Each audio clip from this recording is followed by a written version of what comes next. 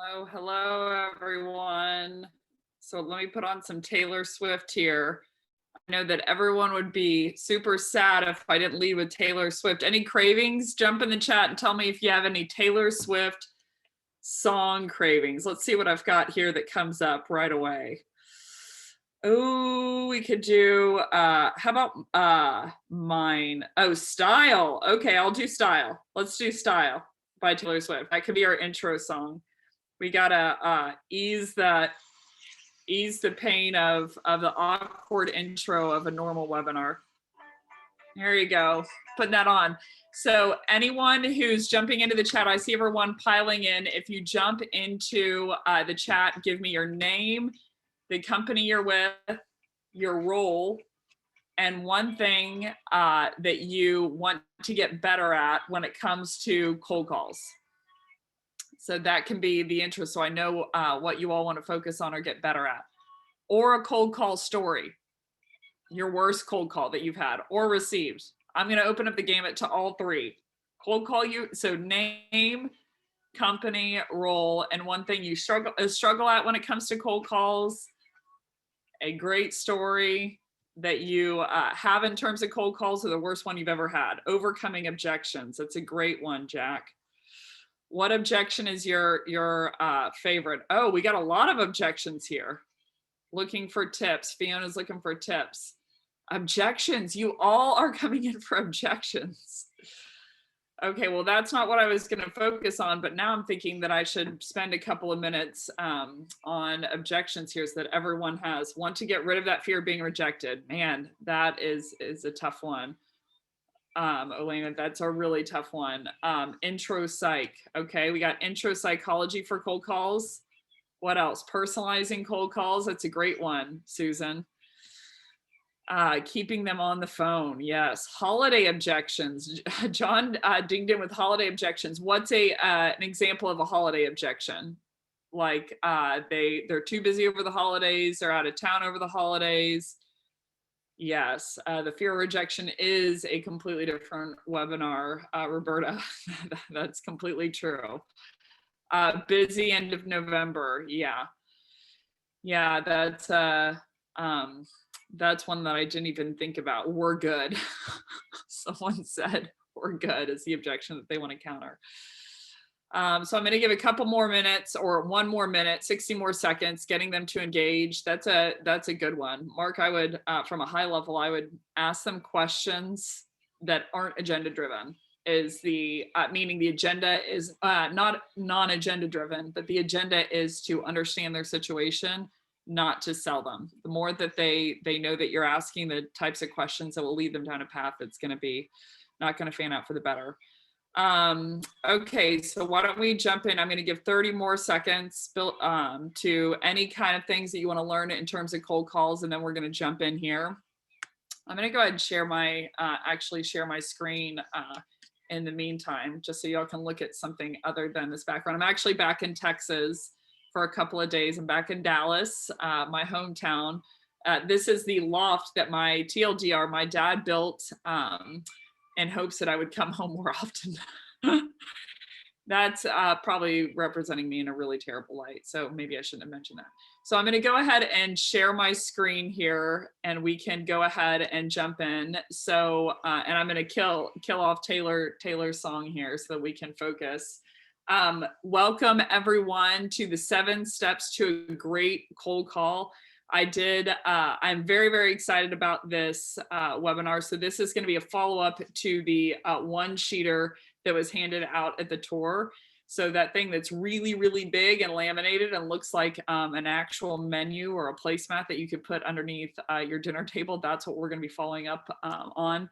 And this, just from a high level, and I do think that it's worth mentioning, is sponsored by and powered by JustCall.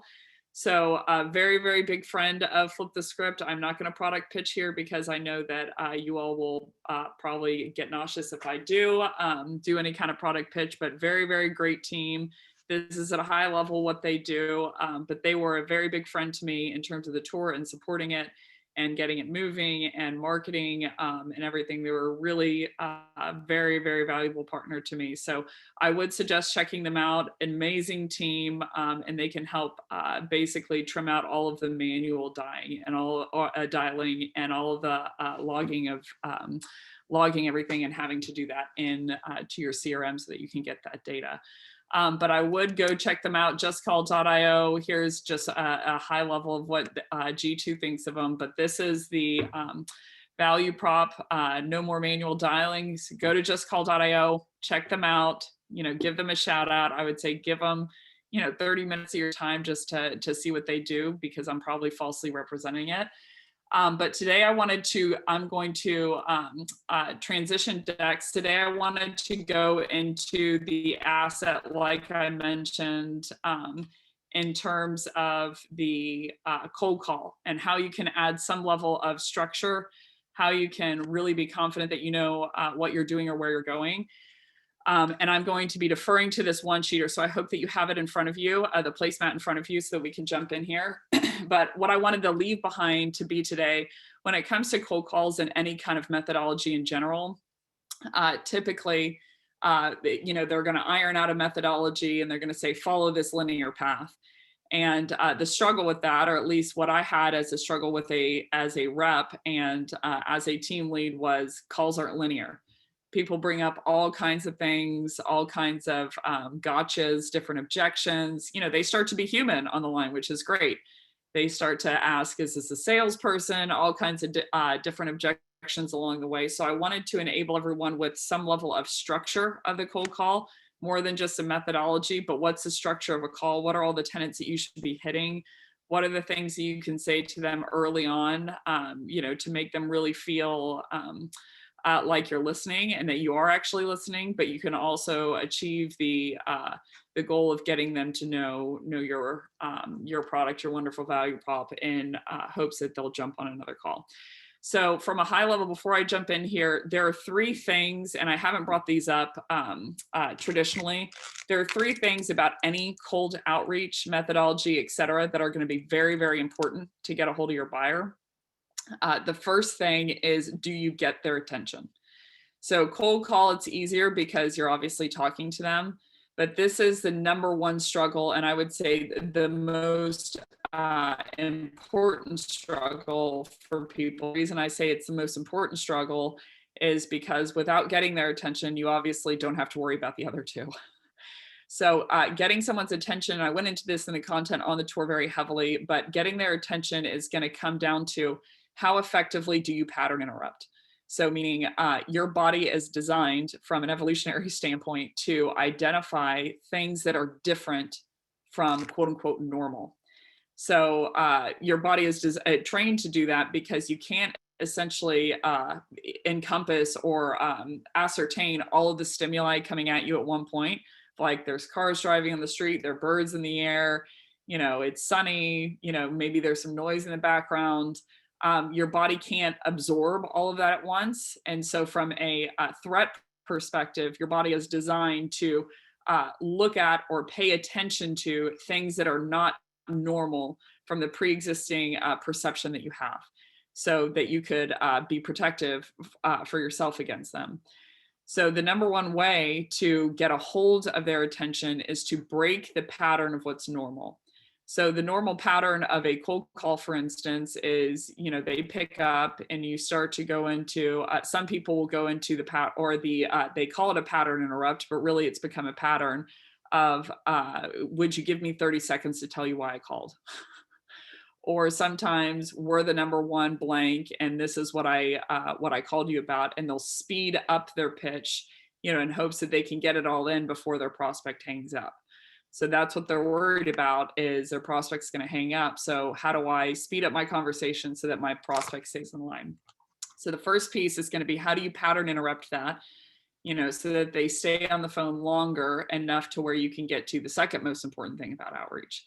So the second most important thing about outreach is, once you do get their attention, are you speaking with relevance? And I'm going to hone in on relevance, on what that is. But relevance is going to be, are you talking about a problem that they have? And that's going to come down to how well do you know your buyer. So from a high level, if you can't identify your buyer and what they're metriced on, meaning what are the numbers that they are hired, fired, promoted, and demoted to drive, then that's the beginning. So if I can't off record mention of, like, I'm sure that we have AEs, BDRs, sales enablement, and marketing on the line.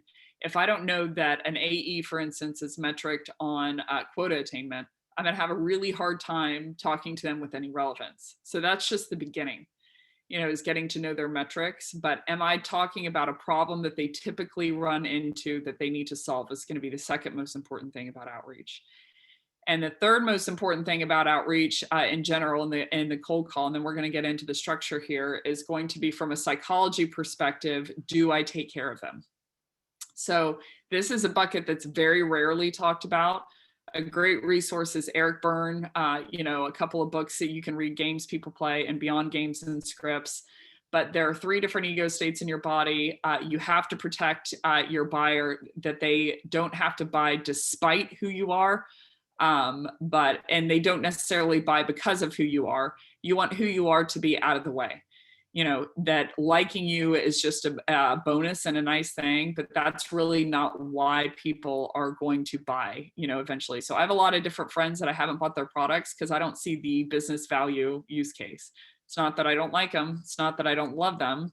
It's that I don't see how that could put me in a different situation. So from the psychology view, there's a number of different ways that we transgress these sins and a number of different ways that we can take care of our buyers. But I'd be thinking about, do I not commanding someone to do something, not making them feel guilty about not reaching back out to us, not associating blame to them for not reaching back out to us, essentially not coming at them from the child ego state by saying something's unfair or correcting them or telling them that when they mention that competitor that wasn't real for you, that isn't a real competitor. So it's a logical move, but it hurts their ego state. And so they can tune out from there. So different conversation from a different time. So we're going to go into really all 3 of those in terms of this cold call structure and the wording, of how this is organized. But it is all 3 of those elements are at play, usually within a sales methodology or any kind of, template. Typically people will focus on, how do I be relevant to my buyer? And then best case scenarios, they'll focus on how do I pattern interrupt and get a hold of their attention with like a meme or something. But really we're going to achieve all 3 of these throughout this cold call. So let's dive in here. So the first piece of a cold call, I would lead with, hey, this is, someone picks up. And I say, this is Becc calling, on a recorded line, if you are using recorded software, on a recorded line from, and I would give them your company name. This is Becc calling on a recorded line from FliptheScript. How have you been? So the psychology in this, just from a technique level, so that you can replicate this technique in the future, is your prospect's going to be in fight or flight mode at the very beginning of a cold call. So I would defer very heavily to how you operate when someone cold calls into you. So typically when someone calls from a number that I don't know, then the first thing I'm going to be wondering when I pick up is this a salesperson or is this someone I need to talk to? And they are mutually exclusive. So I'm not wondering, is this a relevant salesperson? I'm wondering, is this a salesperson? And if so, then I want them to go away and I inherently want to get off the phone. So in those first couple of seconds, this is going to be high risk for fight or flight time. And so if I ask, how are you? Then not only do I hit the sales pattern, but I also, I'm going to increase the risk that they are going to hang up because this isn't someone that I know. So how have you been? If I had to guess why it works on people, just for the first couple of seconds, is instead of wondering, is this a salesperson? They start to wonder, what's the pre-existing history between you and that person? So I think through when I was, when someone approaches you and says, hey, how have you been? It's good to see you again. The first things that are running through my mind is, crap, I don't know this person. How do I know this person? Clearly I've met them in the past. I'm the rude person who can't remember, where they came from. And some people have said from a psychology view, they're like, well, I don't like this because to some level, we haven't met before. But the goal here is really to get them open enough to where they can hear your pitch. So the goal should be clean. You know them, you know their company. If both of those aren't true, I'd report back to square one. You know them, you know their company, and you have a problem that you might be able to solve for them. So I would say, how have you been? And they're going to go into one of four things at this point. They're either, number one, going to go into, they'll say good, and they'll pause. So a lot of our prospects are going to play tough guy at the beginning of the call. And what they're doing is they're testing you. They're testing you to see if you keep going. They're testing you to see if you're like every other sales rep. They're testing you to see what your next move is. So if they say good, I would say that's the first option. Then I'll go into what your answer should be. The second option that they'll say, and this is the most rare case, but I would say they say, good, how are you? That they actually ask a question back. So I love it when I run into these people on the line. It's not often, but that they say, I'm doing great. How are you? The third option of what they'll lead into is they'll ask some type of question, myriad of different questions. Some are more malevolent than the others. But they'll say, this is who, calling on a recorded line with who, what company are you? What do you want? Is this a sales call? What do you all do? Are you the company that competes with blank? Those are examples of a lot of the questions that I've heard, but they'll ask some type of question here at the brink. And then the fourth case scenario is going to be that they sound audibly mad, or they sound like they're genuinely in the middle of something. So if you hear, like something in the background, or you hear them say something very, very snarky, that their response is like, I'm good. And they sound inherently upset. If they say, from a high level, again, what you're trying to do is interrupt the pattern of a normal salesperson. So a normal salesperson is going to blitz through their pitch regardless of the signs that the prospect communicates to you. So it's really, really interesting. We watch movies and we know just off of the shift of how someone shifts their eyes if someone's the killer or not in the movie. We can read signs extremely well. And then we get on a cold call and someone's like, I'm good. And we start blitzing through. We completely ignore the sign and we're like, great, well, I called to talk to you about X, Y, and Z, and we're the number one, provider of X, Y, and Z, and we've helped people do this. So my biggest tip from a high level here is to read into the moment, read the room, and use your cerebral thinking skills to know, to read how the person's doing. But if they say good, I say, great, I'm glad to hear that. If they say, great, how are you? I would be a human and I would say, I'm really good. Thank you for asking. The third case scenario, if they ask any type of question, regardless of the question, if they don't sound pissed, regardless of the question, I would say, that's a great question. And then I would proceed to step two. In the first, second, and third case scenario, all three of these, I would say this line and then report into step two. So if they say good, I say, great, I'm glad to hear that. The reason for my outreach is. If they say good, how are you? I say, I'm great, thank you for asking. Now, if they over error and they sound inherently really excited about something, if they say, I'm great, I would stop there with them. I would say, what makes you, it's only a Tuesday. What's so great about a Tuesday? And I would start to ask them questions on what's going on. So I would take the signals from your prospect on how they're doing. This person, if they say, I'm awesome, and you go straight into your pitch, they're going to think, this is a salesperson. But if I pause there for a second, I say, hey, what makes it so great? And they say, oh, well, I'm actually headed out to vacation tomorrow. I'd say, where are you going? What do you have planned? But the goal of this is not that you lose structure. The goal of this is that they see you as a human.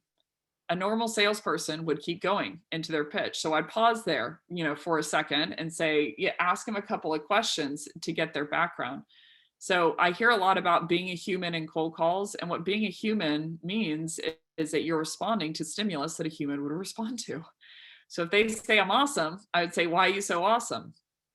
All other questions, they say, if there's any kind of question, I'd say that's a great question. And I would go into step 2. The reason for my outreach is, and again, the only exception here is if they sound mad. If they sound mad or in the middle of something, if they say, I'm okay, I would pattern interrupt there. And I would say, hey, can I level with you for a second? You sound upset. Did I mess up in calling you? And what you'll usually hear in response to this is, no, it's not you. It's just, and they'll go into a diatribe, X, Y, and Z. It's just, I just got this report on my desk and X, Y, and Z. And they'll attribute the blame of why they're mad to something else because you just fell on your sword a little bit and they want to help pick you up. So again, even the goal of this one is that you're becoming more human. So the more that we enter our wonderful humanity into the beginning of a cold call, humanity being, I'm not trying to sell you something, humanity being, I want to take care of you, humanity being, I can read normal signs in a conversation, then the more that we're going to interrupt out of the pattern of a normal cold call so we can get a hold of their attention. So it makes it harder for them, essentially to hang up the phone on us and treat us like we have no identity because we just inserted our identity into this process. So the second step from here is going to be, I'm going to go into some level of personalization. So personalization, I don't have too much time to go into this. In the third webinar, I'm going to go into that very heavily, but personalization is going to be any messaging that is defined as one-to-one, meaning it should be a fact about them. They should believe in this portion and it should become true, catch me if I can style, that you know who they are. So go to their LinkedIn profile, tease out something that they did, something that they said, an article that they wrote, some content they engage with, some kind of about me section, excerpt, some random fact about them. We're going to go into how to hook that. But how I would, from a structure perspective, insert these is if this is cold outbound, meaning there's no trigger that caused your outreach. And I know we went into that in the first webinar very heavily of what those triggers could be. Then I would say, the reason for my outreach is I saw that you wrote this article, online that was titled blank on scaling effective teams. And I was taking a look through it. And one line that really hit me was it all comes down to quality. So I was curious to know if you've come across, and I would put their company name in there. I was curious to know if you've come across blank before. So if I'm going cold to outbound, that's how I'm going to leverage personalization to answer one of the questions in the chat. Now, if I have some type of trigger that I'm basing my outreach off of, and a trigger being defined as some type of movement on their behalf, their company's behalf, in relationship to your marketing team or not in relationship to your marketing team. So again, I went into these triggers very heavily in the first webinar if you want to check that out.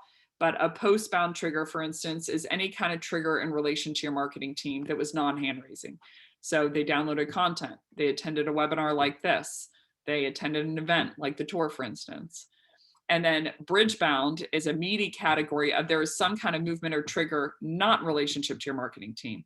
So maybe they just received funding, or they requested a demo, but they didn't actually schedule one, or they just acquired someone, or they just moved companies, or they demoed with you in the past, but then they went dark. But what is the trigger here? And I would mention this trigger of, hey, the reason for my outreach is I noticed that you downloaded our content, for instance, downloaded a piece of content of ours. And then I would use the words, but more importantly, and I would change the conversation into a conversation about them. So the biggest sin that I see in relationship to content downloads, webinar registrants, event attendees, is that people call into these accounts and they say, like, I noticed you downloaded the content. And people are like, yeah, did you have any questions? No. And then they hang up the phone, because you're cooked. So this should be accompanied with, we shouldn't ignore this trigger. They downloaded content, they attended a webinar, they did something in relationship to our marketing team, they just received funding, they just acquired a company. But that's not the only reason that you should be reaching out. Part of the reason you should be reaching out is something that they did in specific. They wrote an article, they, had this blip in their About Me section, but the goal of this portion from a high level is to communicate to them that you are looking at them. They are not on a list of 8,000 prospects. They're not a number to you. You took the time to research them. So we view time investment as the human race does, as a tit for tat syndrome. You give me time by investing in me, and I all of a sudden want to give you time back. It's a wonderful thing about humanity. We're very reciprocal in nature. Someone gives me a gift, inherently, I innately want to give something back. So I would say within this portion, you want to give them the gift of researching them, knowing who they are. This is outside of the pattern of a normal salesperson. Makes me sick to say that, but it is. So the normal pattern of a salesperson is to not know who they are. So I would include some level of detail about who they are. So for cold outbound, if I have no trigger, I'm just going to go further in depth. If I do have a trigger, I'm going to say, notice that you attended the tour, but more importantly, I saw that you wrote this article on X, Y, and Z. So the goal of this portion, this is the antidote to people hanging up on you. My reps very rarely, if I can think of a handful of times that they got just hung up on. And if I had to guess why, it's because this is the medicine to the beginning of the call. Because the beginning of the call, they're expecting you to be a salesperson who doesn't know who they are. And so you're proving to them in the first portion that you're not just a salesperson, you're an actual human, and that you do know who they are to some degree. So the line I would finish off with is, the reason for my outreach is I saw that you wrote this article online, and I really liked it, by the way, where you're talking about X, Y, and Z. And I really like this excerpt where you said it comes down to quality. So I was curious to know if you've come across your company before. So at this point, you're going to hear one of two things. You're going to either hear yes, or you're going to hear no. As a caveat, if they want to talk about their content, meaning they're like, oh, I did write that article. Yeah. So when I was talking with my team, it really came to mind, and they'll start to go into that work. At that point, I would resist the urge to transition to your company and transition to your value prop. I, again, would ask some questions. So you don't want to just say like, hey, I saw you did this thing. I was curious to know if you came across my company before. They're like, yeah. And they really want to talk about that thing. I would resist the urge to say like, okay, cool, but we're done with that portion. I want to talk about, my company. So again, this is an antidote of them seeing you like a salesperson. So if they say, yeah, so I wrote that with my team when I was thinking about X, Y, and Z, and I would say, so how long ago was that? What was their reaction? And I would start to ask them normal questions about the content. They just gave you a signal that they want to talk about it. So talk about it. You can't talk about it the whole cold call, but if any one of these portions, if they say they're great and I ask them why, they say, they sound pissed and I ask them if it was my fault, or they start to talk about their content. When I'm going into that portion, I'm usually going 30 seconds, a minute, minute and a half, up until I hit what I call the breath point.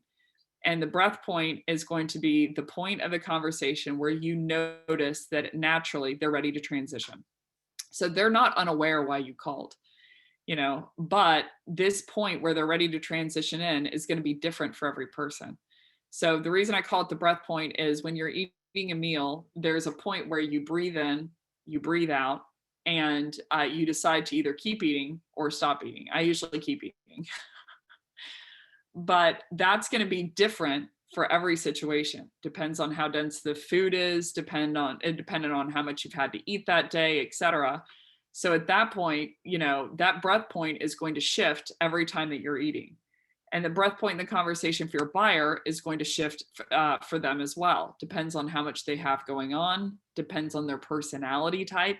So JustCall for people who aren't familiar with it, is a great thing to look into. So the DISC profile means how you're geared essentially. And I am a high D, for instance, meaning I'm a driver. And what I crave is people getting into the meat of the conversation. I don't like chit chat. I don't like the beginning. I don't like, talking about the weekend and stuff. I want to cut straight into the meat.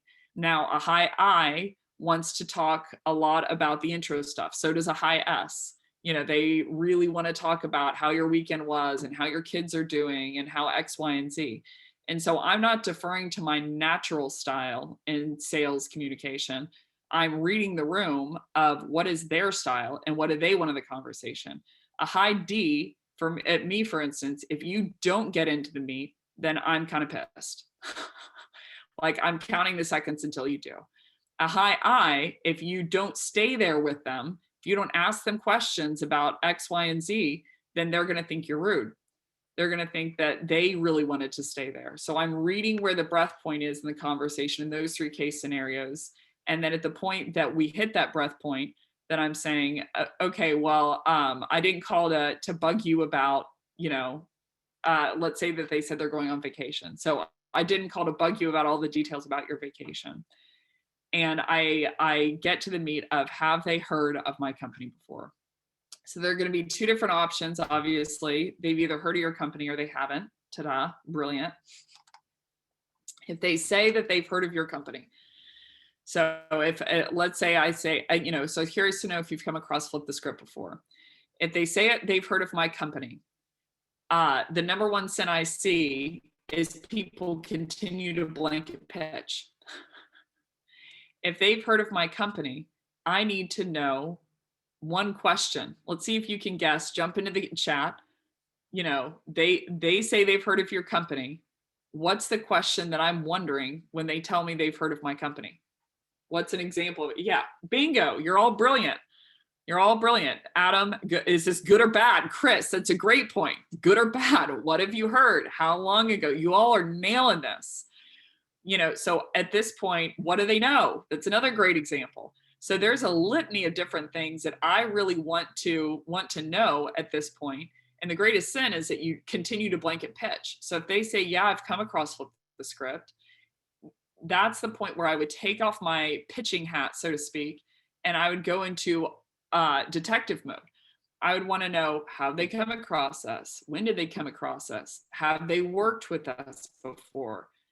If they worked with us, was it a good or bad experience? Did they see the outcome that they wanted? You don't know at that point, and they're going to be testing you at this point. If they say yes, they're going to be testing you on if you, again, continue to go, because salespeople have been so brutal, and it's because of how we're KPI'd. I don't think it's necessarily our fault. Because we've been so brutal about continuing to pitch, you're going to have to prove at every single juncture of the sales cycle and during the cold call that you are not a typical salesperson, meaning you're not going to run over them. You do know who they are. You're going to take care of them. You notice things about them. You're here to solve their problems. You're not going to sell them stuff they don't need. You're not going to sell them at a high ticket price. Like, you're in their corner. And that's going to have to be a consistent process. I almost view it like 50 first dates. That has to be a consistent process throughout the sales cycle.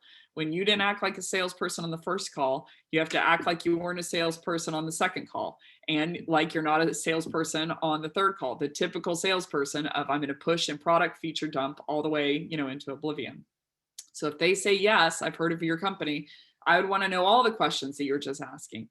You don't know at that point if they were a past user, they loved your product, they loved your company, and they would love to buy again, so let's go ahead and set up a meeting. Or if they were dating the CEO of your company and just had a brutal, glass dropping breakup and now hate your company because of it, not for anything that you did, but because of that relationship. The reality is you don't know. You're flying in blind. And so I would want to, the one thing that we are fighting in sales is visibility. People are not going to readily open up their pain, open up their problem, open up things that are going on with their organization, because they know that the more that they do, A, they don't know what you're going to do with it. B, they don't know, they know that the more that they open up their pain or problems, the more it's going to increase the price tag of whatever they have to buy from you. So the quintessential example is people pretend like they don't like something or they don't need something. So you're fighting visibility. So if they say yes, I would start to ask them questions around how they know about you. Let's go into if they say no, I haven't heard of you. So at this point, I would take them into a four stage, what I call a prospect pact. And a prospect pact is going to be pretty simple. It's going to be an agreement or a pact, a friendly pact between you and your buyer, prospective buyer, on what's going to happen so that you earn or you ask or get buy-in for the right to pitch. So there are 4 different pieces to this. I would lead with, got it, how about this? There are 4 different pieces to this: the commitment, the agenda, the outcome, and the consent. So the commitment is their give, essentially. So here's an example of what you can use. And I would use this one verbatim. I would practice it in the mirror over and over and over and over till I had it. And then you can start to venture off. It's like any dance move. Learn it verbatim in the beginning, and then you can start to add in some flair once you've got it. So the commitment is their give. Got it. How about this? You give me the next 20 seconds. The second piece is the agenda of what's going to happen during that time. So to give you my best dog and pony show on who FliptheScript is and why I thought we might be a good fit for you and your team over at Oracle. The third piece is going to be the outcome. And this is going to be the get, what they get from the situation. So I want you all to jump in the chat. When salespeople approach you at the mall with a clipboard or whatever, they cold call you, what's the number one thing that you really want from them? Run away. Yes. Clinton, bingo. You all already got it. To leave. Look at this. Leave you alone. Escape. Run away. Ask somebody else. Get to the point. Bingo. You're all getting it. So I want you to use that as your leverage, meaning that's their get, is that you'll go away. And the degree, alacrity, and aggression of which you will go away. So I'd say that's your tool, because that's the one thing that they want. So how about this? You give me the next 20 seconds, that's the give. And the outcome is that at the end of that 20 seconds, you can tell me whether it makes sense to continue the conversation from there, meaning I'll go away. The fourth piece of this is consent. You want to ask for their buy-in, so we want to dole out respect to our buyer. There are 2 different places where we're doling out respect to our buyer in the beginning stage of this call. Number 1 is we're giving them the respect of our time by researching them. And number 2, we're asking for their permission to do something. So this is a quintessential permission-based ask. But how about this? You give me the next 20 seconds to give you my best dog and pony show on who we are and why I thought we might be a good fit for you and your team over at Oracle. And at the end of that 20 seconds, you can tell me whether it makes sense to continue the conversation from there. Is that a deal? This should have about 95% conversion based on all the teams that I've worked with and seen. If you want to spike that up to 100, like anything, lower the commitment, up the get. So up the amount and aggression of which you'll go away. So you could say, how about this? You let me ask you 2 questions. And after those 2 questions, if I'm still not relevant, I'll never call you again. Sounds crazy, right? You'll get 100% of people saying yes. So if you want to play with these values, like if you want to get 100%, I would suggest going with this one in the beginning because it should be good enough to get you 95%. Most people convert at this point, but if you want to up the ante, you could say that this is the lightest version. The second heavy or medium version is at the end of that 20 seconds. If you don't like what you hear, I promise my next call won't be an announced, meaning you won't call them, again, without their permission for you to call them. And then the most aggressive is I'll never call you again. So you'll get very, very high conversion in all 3 case scenarios. On the low end, 95, but this is going to be the prospect pact. And this is just at some level of pact agreement, between you and your prospective buyer on what's going to happen. So you don't evaporate the ambiguity. So one of their fears is that you're going to launch into a monologue like I often do on all the things your product does and they can't get out of it. So they hang up. So one of the things you're fighting here is that that's not going to happen. You want this to be a very, very respectful engagement. You have called them out of the blue. At the base level, and all this I'm sure are going to be hashed up into clips and put all over smeared all over LinkedIn, to where people are going to think I'm some kind of crazy dragon lady.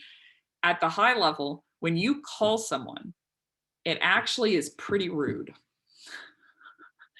You have especially if you don't have a specific problem that you know that they have, that you are solving for. You know the information of their buyer persona, their company, and something in specific that you're positive that they are running into. So I'd say 99.9% repeating, nay 100% of cold calls are disrespectful. And the reason they're disrespectful is my buyer, or I, as a prospect, am going about my day and I'm prioritizing a certain amount of things according to what I see fit. When someone calls me, they are telling me from a high level, it's not important enough. I don't care really what's important to you in terms of priority. I'm going to insert myself and I'm going to prioritize for you something that I want. So I want you to roll that math along in your brain. I had, I think it was a week and a half ago, there was someone who's known in the industry who I don't really have a relationship with. They called me. I got a cold call on a Saturday, and I'm running. I think you're all doing the math of my reaction, but I'm on a run, and I get this random dial. I'm like, surely no one's going to cold call me on a Saturday. So out of just genuine lamb to the slaughter curiosity, I pick up, and the person says, "Hey, this is blank, from LinkedIn." I'm like, okay. And they're like, and they had sent me a couple of requests to do this thing, speak at this engagement. And they're like, I have this speaking engagement that you'd be perfect for. And it took everything in my body to not yell at them, perfect for you. You have something that you want. And in your mind, probably not after this conversation, I'm perfect for you, but you're not perfect for me. All you've done now is interrupted my Saturday and my run to tell me that something is great for you. But the get for me wasn't high. The get for me wasn't anything. It was a give, right? So when we're calling our prospects, there needs to be some level of value or a give. But I would just keep in mind that you're on borrowed time because you have just prioritized something for them that they didn't prioritize themselves. Keep in mind the person had emailed me, I digress, like 15, 20 times asking for this thing. And I'm like, if I wanted it, if I thought it was perfect for me, I would have responded to the email, but I didn't. It's a cold call. So we're in sales. We have to do this. But I would keep that in the back of your mind of their perspective of what you've done whenever they pick up the phone. So the meat of the elevator pitch, let's assume, here 95% of the time, they're going to say like, yeah, go ahead, give me your shot. I would bridge into a elevator pitch, if you will. And this should be a structure of what your company does, essentially the problems that you solve for prospects. But you want to be very careful to the third thing that's important about outreach, to take care of their ego in the process. So how we can do this is I would lead with, so like I mentioned, I was really pulled in by your article about me section, re-mention the personalization. By the way, low-hanging fruit title is not personalization. So like I mentioned, I was really pulled in by your, article that you wrote online. At the end of the day, correct me if I'm wrong, blank, and I would put their role, care about, and give their one business metric. So at the end of the day, correct me if I'm wrong, VPs of sales, for instance, care about quota attainment. So you really want to know, if you don't know this, no problem. I have been there 1,000 times.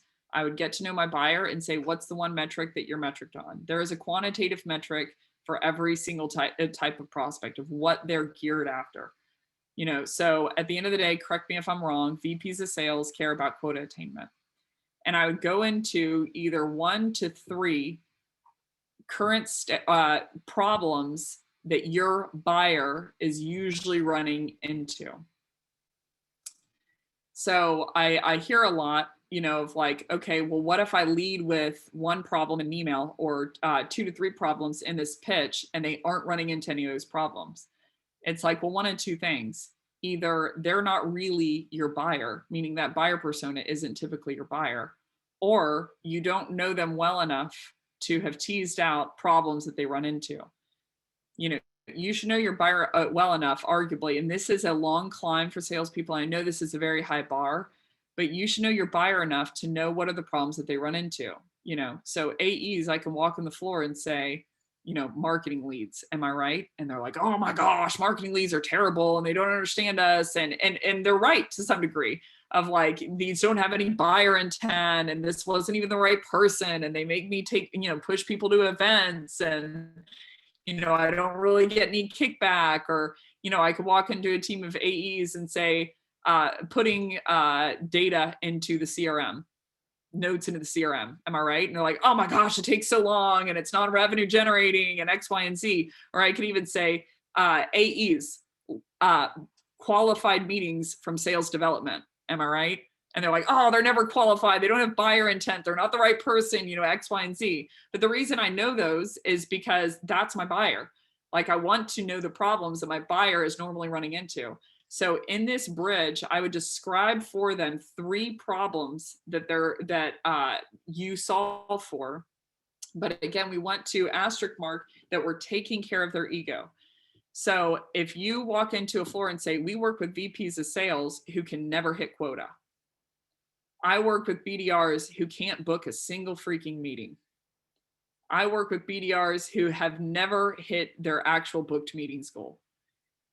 If I led like that, a great example being when I first started FliptheScript, it was an after-hours series. I was at G2 at the time, and that was my normal 8 to 5 job. And I just wanted to, publish some of the methods that had made my team successful. So I did it as an after-hours series. That's why the tour's still after hours.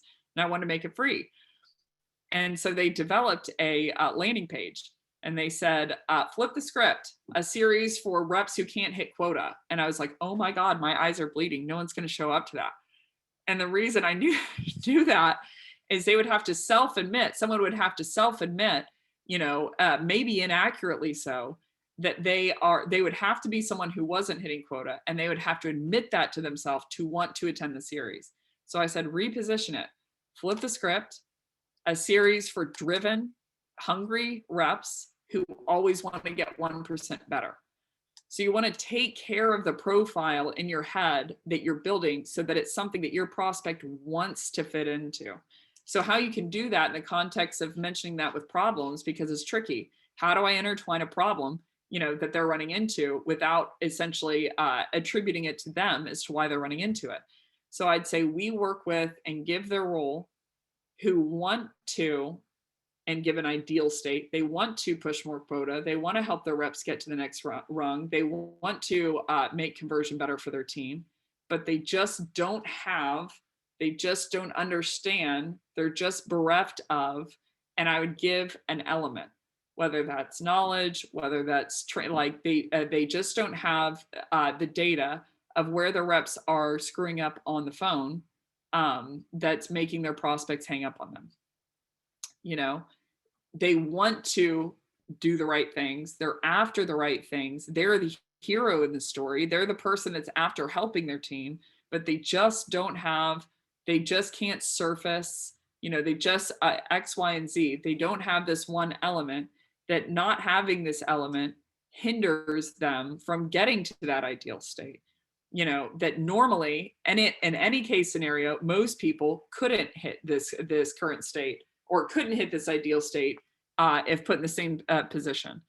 So you want to protect their ego to a perspective of, you're describing the problems of they want to achieve this thing, but they just can't surface, like they want to help their reps quarterback deals, but they can't surface which deal is they're in trouble quickly enough before it's too late, before the deal's churned.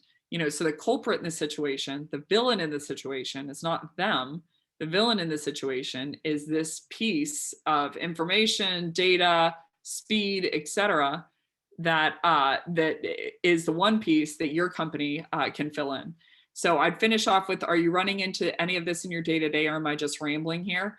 so they'll end up essentially answering the latter, not the former. So another big sin that I see within outreach, and this is just reading as a prospect, is we're putting the bar too high of what they have to agree to for them to just keep the conversation going, right? So Chris Voss would call this a yes trap.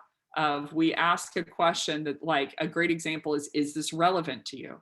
And they know they're not answering, is this relevant to you? They're answering, do I want to keep going in this conversation and enter a sales cycle? And because they know that, they say, they don't answer, they say no, not because they're not running into it, but because they don't want the ultimate price tag of going into a sales cycle. So you want to choke down this bar because you want to keep the conversation going. So I think through very heavily, and then we'll get into the types of questions you can ask. I think through very heavily, when I'm walking through a town square, and let's see if you guys can, guys and gals can guess this on the line. Have you ever been walking through a town like downtown and you see like a street performer? There is a risk, and you looking at that person who's dancing, at that person who's giving a monologue, and what is the risk that you're at risk of if you dead on look at them? Like someone's doing a dance routine, you're in a downtown square, and you want to look at it. Bingo, Susan already got it. You're going to have to engage. Look at this. You guys are brilliant. I'm serious. You feel like you have to give them money. You're afraid that they're going to pull you in. You're afraid that they will single you out. And so you don't look at them. So you'll end up giving them the side eye because you want to look, but you don't want to get pulled in. That is the same point that your prospects are at this point. They want to know what your product is, but they don't want to get wrapped into a sales cycle. That's why Forrester did a report on all the things you consider before you buy something. There's 20 different variables. Top 3 are peer-to-peer, industry influencers, and reviews. The last variable that people consider for product information is salespeople. It's the last thing that they want to consider, not because they don't believe that you have information they need, but because they're terrified to end up in a sales cycle. They don't want to be in a sales cycle. They don't want to be pushed on. They don't want to be sold to. They don't want you to talk all the product, feature, benefit, etc., that you offer. And so they're going to give you the side eye. The side eye is, downloading content or doing research on the web without you even knowing. But people don't want to look at the performer, so to speak, by way of requesting a demo or talking to a salesperson because they're afraid that you're going to put them into a sales cycle. So you want to lower this bar of what they have to respond to, to keep going into the conversation. So I have to speed up here. I only have 7 minutes left. At this point, I would take them into a 1.5 to a 5 minute. They say, no, you're not just rambling here. That thing on quota attainment was interesting. And I would take them into a 1.5 to 5 minute question period where you are understanding their current state. No shorter than a 1.5 because I wouldn't believe you have a narrative. No longer than 5 minutes because I don't believe a decision maker would spend that time with you who has budget. But I really want to understand the things that are going on with them in their organization. So a couple of tips here. I can't go too deep because of time's sake and I went on too many monologues. Couple of tips here is number one, to ask as many questions that are non-agenda driven. The only agenda is to understand. So I used to comp my reps on if they could log off the cold call and give me a 3 to 5 minute diatribe on what's happening at that person's organization, I'd give them $100. All my reps were like, well, I'm going to make so much money off of you, Becc. And I'm like, yeah, but when you book the meeting, I'm going to make $400.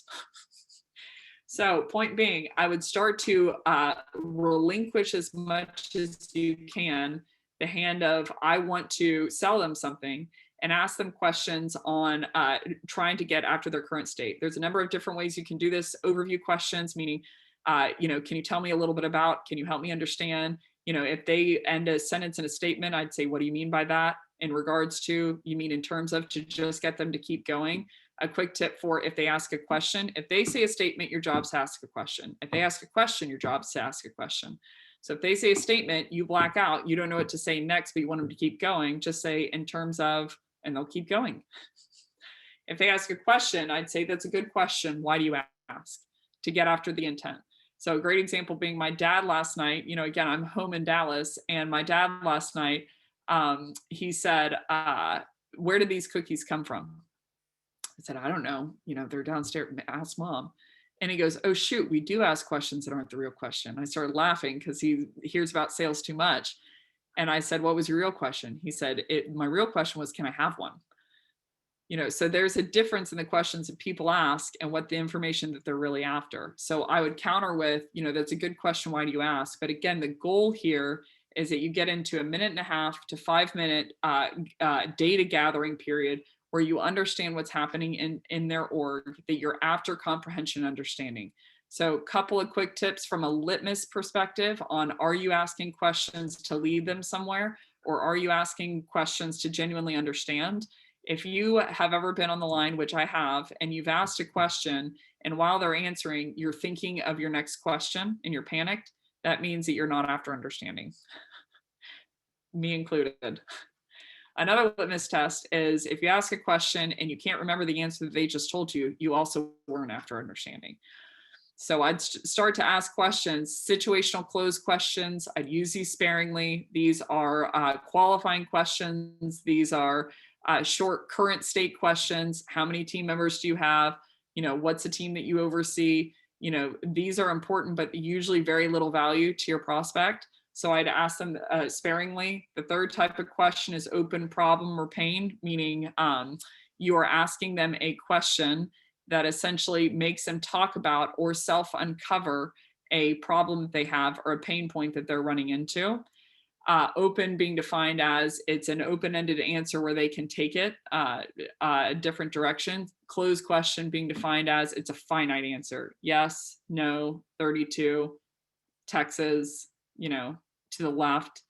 But you want it, these are just the 3 types of questions. I'm not going to go into the last 2 because of time's sake, but these questions are questions you can ask in discovery too. There's about 20 different types that I've developed, but these 3 questions are the ones that I'm asking the most. Overview questions and open problem or pain questions. But your goal is to get your buyer to talk about their current state so you can figure out what's going on. So what, if there is a problem, how to diagnose that problem, and so on and so forth.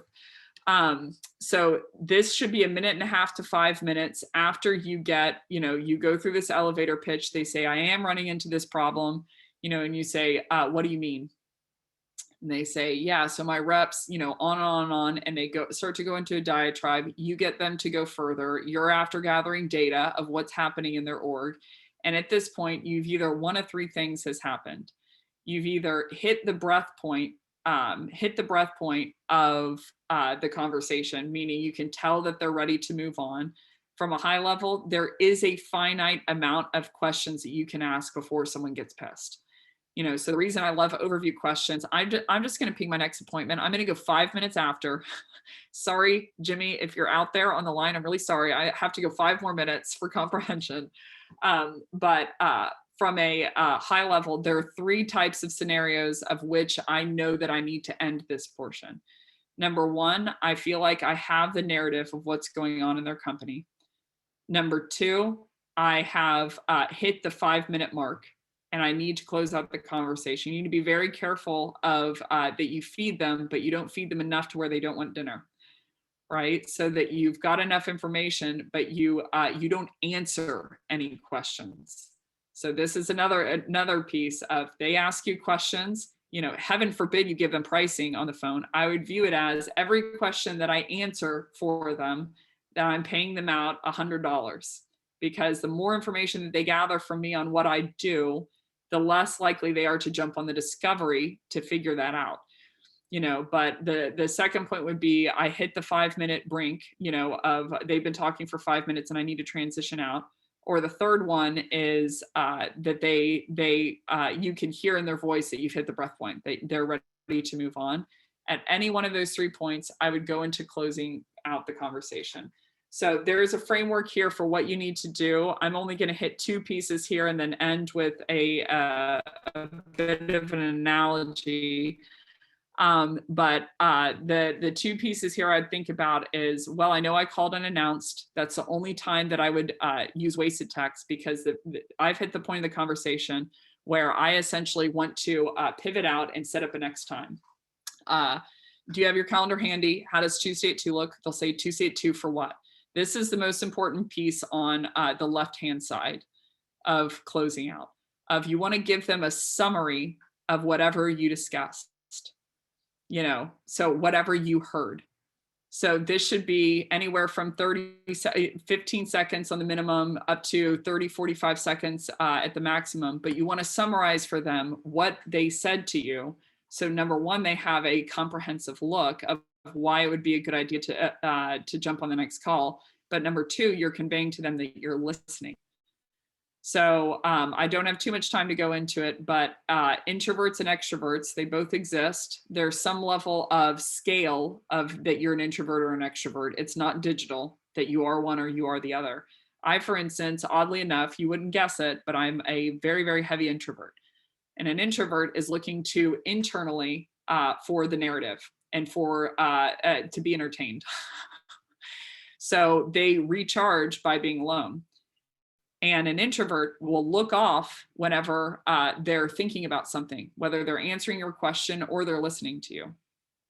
An extrovert will look you dead in the eye and not be listening at all in some case scenarios. So point being, the only true cue that you are listening to your prospect is that you can tell them in summary what they just told you in the last 5 minutes. So I give them some level of summary on what they just told you in the last 5 minutes. So, very, very important that we were listening to them. And then I would say Tuesday at 2, I want to hear more about where you're headed and see if this is a fit and how we might be able to support you. On the right-hand side, there's one piece that's very important. I would say on Tuesday, if this is not a fit, I promise not to be the rep that sends you endless follow-up. You want to end with a prospect pack. But the most important part is you want to say, what else? What else would you like to cover? What else would you like to go into on Tuesday? And the reason you want to do this is threefold. Number one, if they can't give you a reason why they jump on the call, they are a very high candidate for no-show. Industry statistics showed that you're going to be 15 to 20% more likely to get a no-show if they booked the appointment over a call versus an email. And the reason being, I would guess, is they have pressure on a call to make you happy because they want to feel, good about who they are.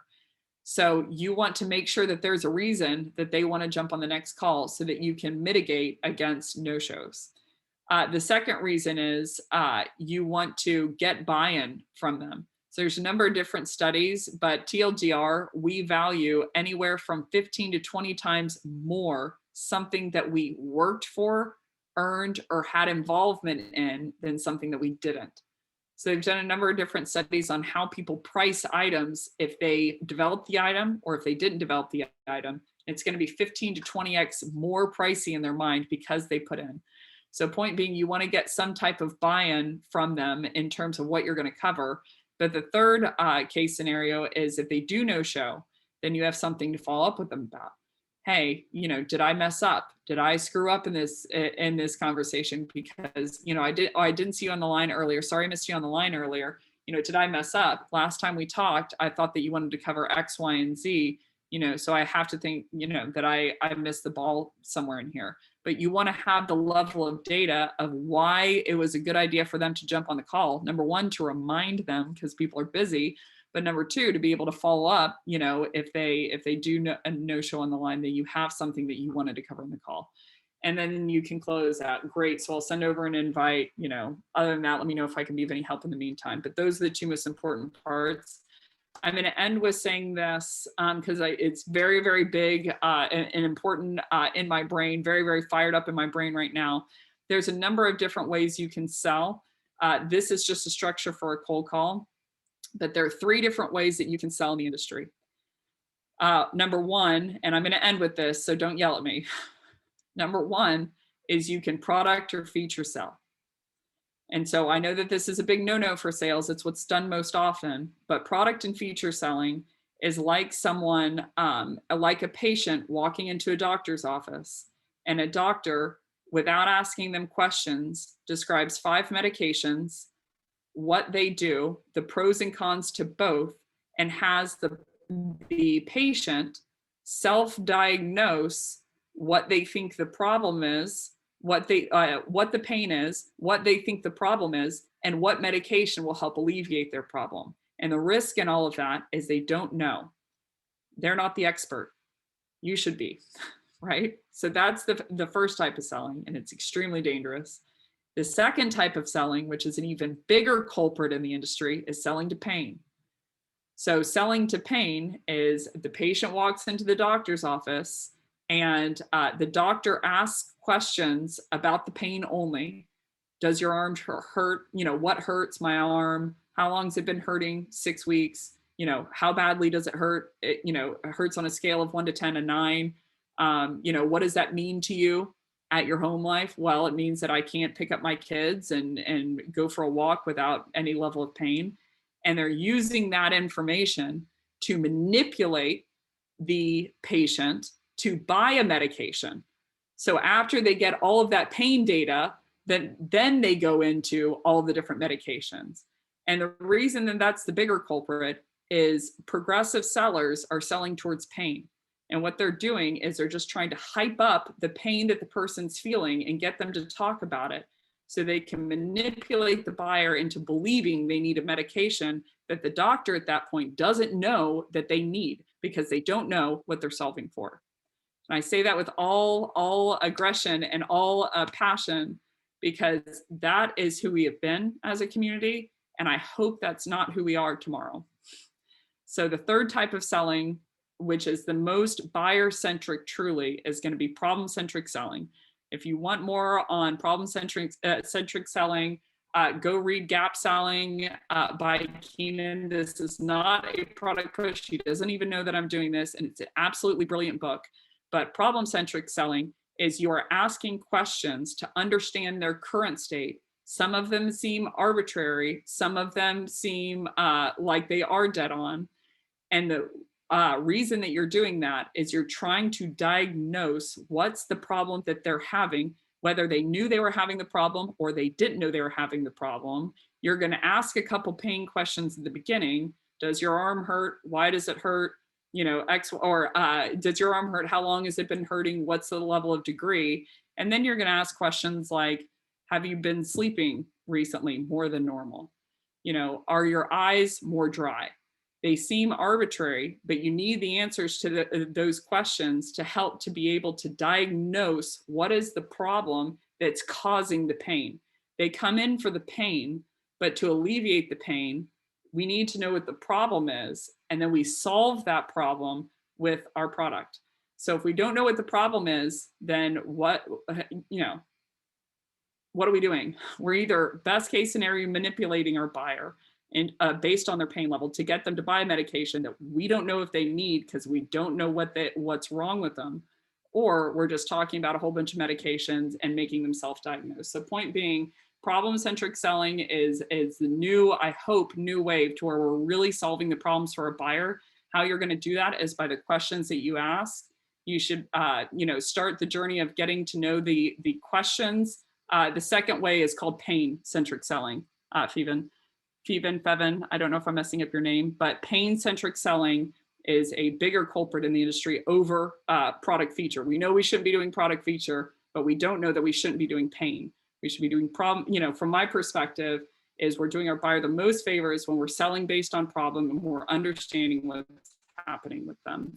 So that's everything for today. Thank you so much for tuning in a couple of minutes after. I'm going to get in major trouble with my next appointment.